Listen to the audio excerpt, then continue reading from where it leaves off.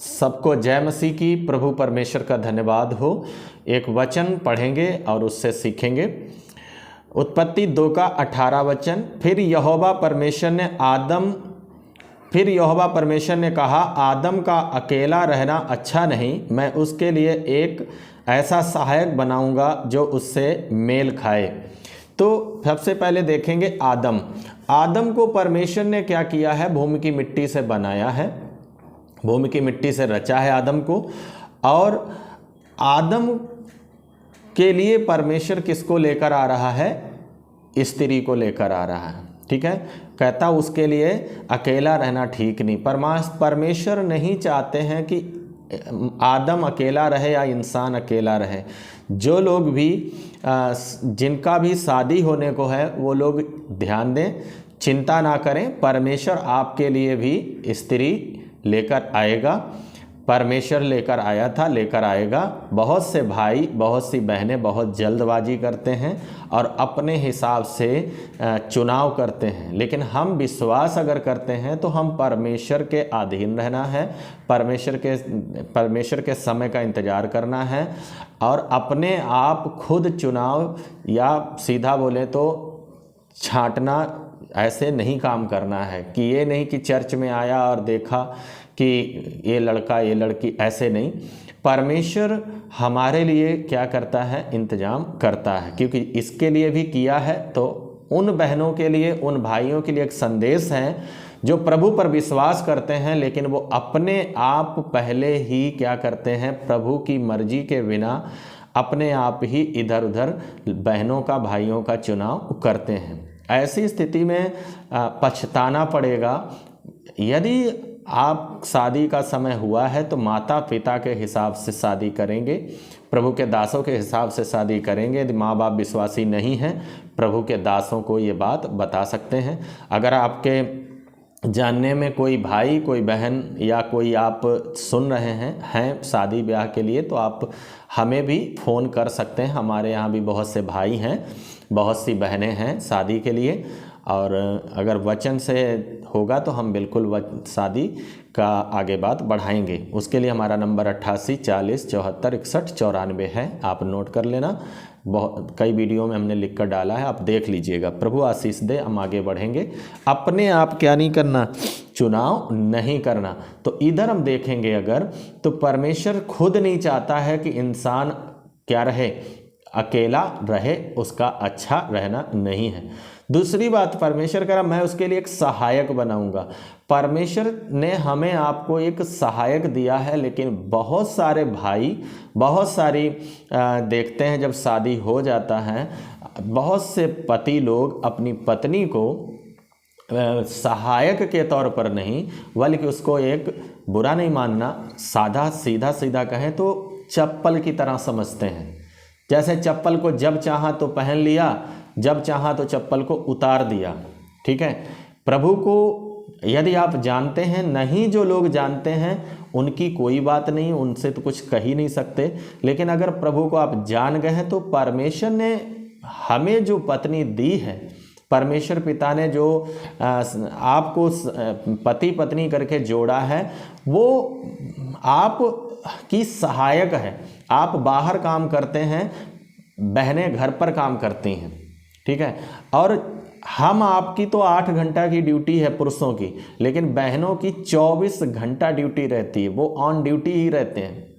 इसलिए बहनों का हमें क्या करना, सम्मान करना है, पत्नी का क्या करना, सम्मान करना है। लेकिन ज़्यादातर देखा क्या जाता है, बहनों को लोग चप्पल की तरह इस्तेमाल करते हैं। जब चाहा तो पहन लिया, जब चाहा उतार दिया। यानी अपना जब काम पड़ा तो पत्नी के पीछे पीछे घूमेंगे, लेकिन जब काम निकल गया तो पत्नी को पहचानते भी नहीं। ऐसे नहीं, या बहुत छोटी छोटी बातें होती हैं, गलतियां हो जाती हैं। तो पत्नी घर में रहते समय पत्नी काम करती तो उससे तो गलती होगी। हम आप ऑफिस में रहते हैं, हम आप अपना बिजनेस में बाहर रहते हैं, तो हमसे भी गलतियां होती हैं, इन पुरुषों से भी गलतियां होती हैं केवल ऐसा नहीं है कि बहनों से गलतियां होती, पुरुष भी गलती करते हैं, गलती सबसे होती, लेकिन बहुत बार बहनों को बेवकूफ़, बहनों को मूर्ख, बहनों को पागल, या बहुत ज़्यादा, हर एक व्यक्ति नहीं लेकिन ज़्यादातर क्या पाया जाता है, भाई लोग बहनों की, स्त्रियों की इज्जत नहीं करते। लेकिन वचन बताता है, परमेश्वर ने हमें इसको सहायक करके दिया, हमें पत्नी का इज्जत करना चाहिए। जिस परमेश्वर ने हमें जो सहायक दिया है, वो वचन बताता है पति और पत्नी दोनों जीवन के, स्त्री और पुरुष दोनों जीवन के वारिस हैं। इसमें कोई छोटा कोई बड़ा वाली बात नहीं है। पर बहुत से पुरुष लोग बहनों को किसकी तरह, बस केवल काम निकालने के लिए, काम नहीं, ये हमारी सहायक है, हमारी मददगार है, ठीक है।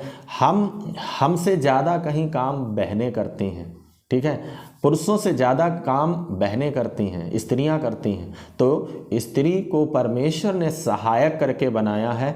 स्त्री कोई चप्पल नहीं है, उससे मेल खाए। बहनों को भी ध्यान देना, पुरुषों को भी ध्यान देना कि हम गलतियां सब में हैं। पुरुष भी गलती करता है, बहनें भी गलती करती हैं, लेकिन हमने कोशिश करना है एक दूसरे के साथ, एक दूसरे को समझने का। हमें कोशिश करना है कि ये जो बहन, जो परमेश्वर ने अपनी बेटी दिया है, ये परमेश्वर की बेटी है।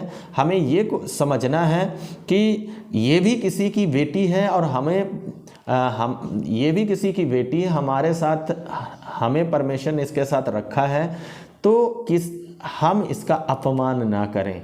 कल को हमारी भी बेटी किसी न किसी पुरुष के साथ शादी ब्याह किया जाएगा। यदि हमारी बेटी का कोई अपमान करे तो सोच के देखो कैसा लगेगा। ऐसे हम बहुत बार अपनी बेटी के, हमारे इधर में देखा गया, अपनी बेटी के पैर छूते हैं और अपनी पत्नी को गाली देते हैं। हम अपनी बेटी को देवी बोलते हैं, दूसरे की बेटी को चुड़ैल बोलते हैं, भूतनी बोलते हैं, गाली देते हैं। ऐसा बिल्कुल बाइबल पाप बताती है। पति और पत्नी दोनों जीवन के वारिस हैं। पत्नी का हमारे लिए बहुत सम्मान करना जरूरी है। वचन बताता है पत्नी के विषय में बहुत चीज़ें परमेश्वर ने लिख कर दी कि परमेश्वर की ओर से हमें क्या होता है, परमेश्वर ने बहुत बड़ा लिखा, जिसने पत्नी ब्याह ली उसने सबसे उत्तम पदार्थ पा लिया। तो ये एक बहुत बड़ी आशीष है। और शुक्र करो आपका शादी हुआ है। ऐसे लोग हैं जिनका शादी नहीं हुआ, जाकर उनसे पूछो, जिनकी पत्नी मर गई उनसे पूछिए। तो वचन क्या इधर बताता, यहोवा परमेश्वर ने आदम को बनाया, बनाने के बाद कहा इसका अकेला रहना ठीक नहीं। परमेश्वर चाहते हैं हम अकेले ना रहें। तो जो लोग शादी नहीं करना चाहते वो भी ध्यान दें। अगर आपको परमेश्वर की ओर से ये वरदान दिया गया है, दान दिया गया, बाइबल बताती कि शादी नहीं करके ही आप रहना है, सेवा करना है, तो कोई दिक्कत नहीं। लेकिन अगर प्रभु को जानते हैं तो शादी जरूर करना है। अगर परमेश्वर की ओर से आपको मिला है कि नहीं शादी करके बिना शादी किए हुए रहना है तो कोई दिक्कत नहीं, लेकिन शादी जरूर करना, अन्यथा आगे चल के व्यभिचार हो सकता है। वचन भी बताता जलने से अच्छा है हम शादी करें, तो कल को व्यभिचार करने से अच्छा हम शादी करें। तो कई सारे लोग, कई भाई बहन शुरू में कहते हैं हम शादी नहीं करेंगे, कोई परेशानी देख लेते हैं, कोई मसला देख लेते हैं, मैटर देख लेते हैं। तो हमें शादी करना है। शादी परमेश्वर की ओर से एक दान है, वरदान है।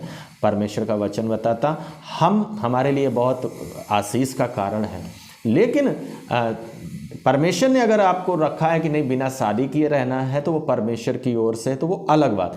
लेकिन शादी करना है, ठीक है, क्योंकि परमेश्वर नहीं चाहता हम अकेले रहें। अगर आपके भी इधर कोई शादी के लिए बहनें हों, कोई भाई हों, हमारे नंबर पर हमें ज़रूर फ़ोन करिएगा, ठीक है।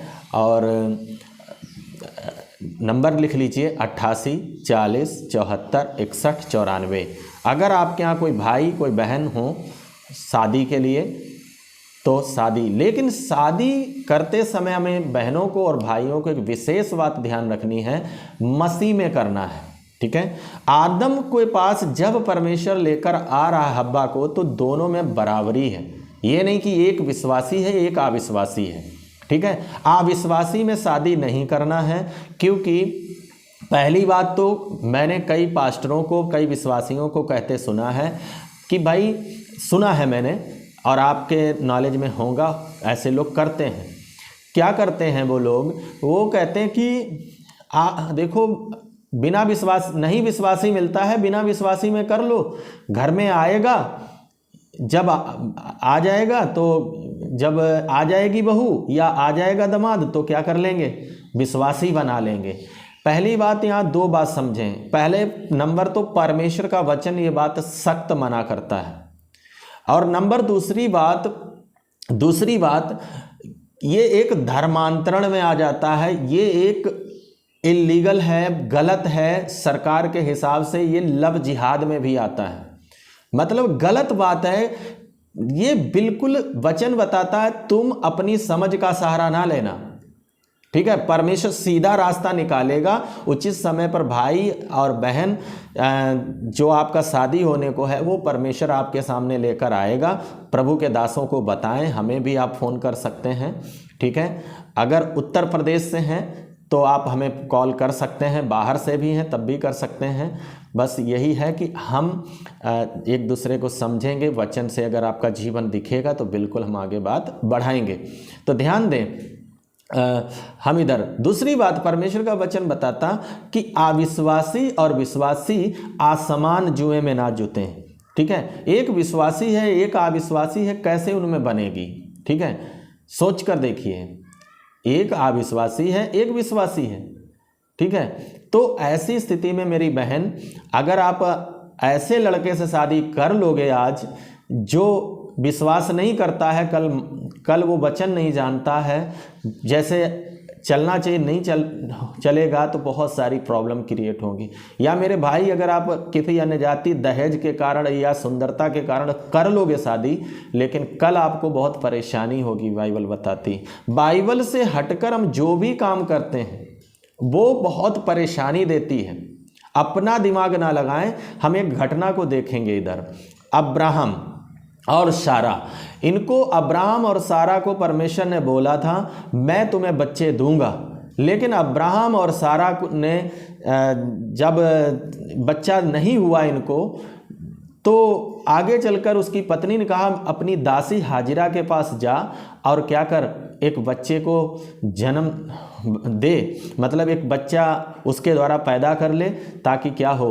तो इधर देखते समय का इंतजार नहीं किया और क्या हुआ, एक बच्चे को जन्म दिया गया हाजिरा के द्वारा। लेकिन वही बच्चा आज इजरायलियों के लिए क्या है, नाक में दम करके रखा हुआ है। वही बच्चा जो इस्माइल हुआ, वही इस्माइल के द्वारा आज मुस्लिम हुए, और मुस्लिम और यहूदी, यानी कितना परेशानी बाद में झेलनी पड़ रही है। तो बाद में बच्चा हुआ इसहाक अब्राहम का, लेकिन जल्दबाजी कर ली। ऐसे जल्दबाजी करके अगर शादी ब्याह न जाति में कर लेंगे, जो प्रभु को नहीं जानते उसमें कर लेंगे, तो बहुत परेशानी होगी, मेल नहीं खाएगा। शादियां होती हैं तीन प्रकार की। एक होती है समझाने के तौर पर, ध्यान दें, एक होती है जैसे वो लोहा होता है, बेल्ट करते हैं, दो लोहे को पकड़ के बेल्ट करते हैं, बेल्डिंग, ठीक है, बेल्डिंग बोलते हैं ना, उसको जोड़ते हैं। एक शादी ये होती है जोड़ने वाली। ये कौन सी है? ये जो लोग वचन से बाहर, मतलब एक वचन का है एक बिना वचन का, एक मसीह एक नहीं मसीह, ये सिर्फ जोड़ने वाला है। ये जुड़ा है, ये कुछ दिन के बाद ऐसे टूट जाएगा, ठीक है, ये जुड़ा है टूट जाएगा। दूसरा है जो लड़का और लड़की आपस में क्या कर लेते हैं, लव मैरिज करते हैं, वो बोल्ट लगाकर फिट करते हैं, ठीक है, ऐसे बोल्ट लगाकर फिट किया जाता है, ठीक है। ये भी खुल जाएगा, कुछ समय के बाद ये खुल जाएगा, बोल्ट लगाकर, नेट लगाकर, अगर नट लगाकर किया गया तो ये खुल जाएगा। लेकिन एक होता है लोहा, दो लोहा है और एक लोहे को दूसरे लोहे के साथ गला दिया गया, ठीक है, मिल्ट कर दिया गया, गला दिया गया और गलाकर भट्ठी में उसे एक लोहा बनाया गया। ये परमेश्वर के हिसाब की शादी है। तो शादियां 3 प्रकार की हैं। आप कौन सी शादी करेंगे? ये जो तीसरे प्रकार की शादी है, ये शादी बहुत अच्छी है। आप इस शादी के, इसी के अनुसार, बाइबल के अनुसार जो शादी है वो तीसरे प्रकार की शादी। 2 शादी क्या है? अपने हिसाब की है। तो मेरे प्रियो, परमेश्वर नहीं चाहता आप अकेले रहें। परमेश्वर ने स्त्री को सहायक करके बनाया है। ये हमारे लिए इसका सम्मान करना है, वचन बताता है। तो हम ये हमारा मददगार है। ठीक है, गलतियां, कमियां, घटियां सब में होती, लेकिन घमंड के कारण भी पुरुष लोग स्त्रियों पर क्या करते हैं? अत्याचार करते हैं। ये ठीक नहीं है। हम प्रभु में अगर आ गए तो हम घमंड के अगर नहीं जाता है, गुस्सा नहीं जाता है, तो उसके लिए प्रार्थना करना है। तो प्रतिदिन अगर आप ऐसे वचन सीखना चाहते हैं तो चैनल को हमारे सब्सक्राइब कर लेना। और अगर आपको लगता है कि ये सही बात है तो आप दूसरों तक जरूर शेयर करना और अपने ज़्यादा से ज़्यादा लोगों को ये देखने को जरूर बोलना। हो सकता कोई बहन, कोई भाई का ये क्या हो, बीच में, परिवार में ये शांति आ सके। तो दूसरी बात आपको बताता हूँ, YouTube क्या करता, आप लोग लाइक नहीं करते, इस कारण YouTube दूसरों तक नहीं भेजता है। ठीक है, या चलाकर आप देखते नहीं हैं और क्या कहते हैं कि ऐसी चीज़ें देखने के रहते हैं कि जिसमें समय पास हो, तो ऐसे समय में भी नहीं भेजता। तो मेरे प्रियो, आप कोशिश करना जरूर, इसको लाइक करना और दूसरों को शेयर जरूर करना। तो ऐसे प्रतिदिन हम दिन भर भी क्लासें चलती हैं, 88 40 74 61 94 नंबर पर दिन भर क्लासें चलती हैं, उसमें भी आप जुड़ा करें। क्योंकि ये वीडियो तो हम कभी कभार डाल पाते, लेकिन प्रतिदिन 4 बार क्लासें चलती हैं, आप उसमें भी जुड़ा करें। और जो लोग भी वचन सीखना चाहते हैं या कोई प्रार्थना विषय है तो आप फ़ोन कर सकते हैं। और प्रतिदिन 10 बजे मीटिंग चलती है, उसमें आप ज़रूर जुड़ा करें। प्रभु आप सबको आशीषित करे। सबको जय मसीह की। हम इस वचन से क्या सीख रहे थे कि स्त्री का सम्मान करना है, पत्नी का सम्मान करना। परमेश्वर हमें अकेला नहीं रखना चाहता है, इसीलिए हमें दिया है। प्रभु आप सबके संग हो। दुआ में हमें याद रखना। जय मसीह की।